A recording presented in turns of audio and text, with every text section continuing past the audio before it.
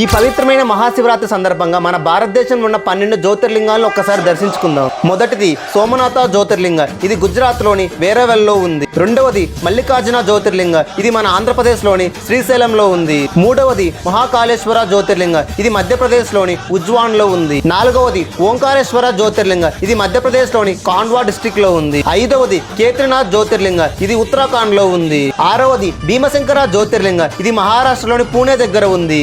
ఏడవది కాశీ విశ్వనాథ జ్యోతిర్లింగ, ఇది ఉత్తరప్రదేశ్ లోని వారణాసిలో ఉంది. ఎనిమిదవది త్రయంబకేశ్వర జ్యోతిర్లింగ, ఇది మహారాష్ట్రలోని నాసిక్ లో ఉంది. తొమ్మిదవది బైడీనాథ్ జ్యోతిర్లింగ్, ఇది జార్ఖండ్ లో ఉంది. పదవది నాగేశ్వర్ జ్యోతిర్లింగ్, ఇది గుజరాత్ లోని ద్వారకా దగ్గర ఉంది. 11వది రామేశ్వరం జ్యోతిర్లింగ్, ఇది తమిళనాడులోని రామేశ్వరంలో ఉంది. 12వది గణేశ్వర్ జ్యోతిర్లింగ్, ఇది మహారాష్ట్రలోని ఔరంగాబాద్ దగ్గర ఉంది.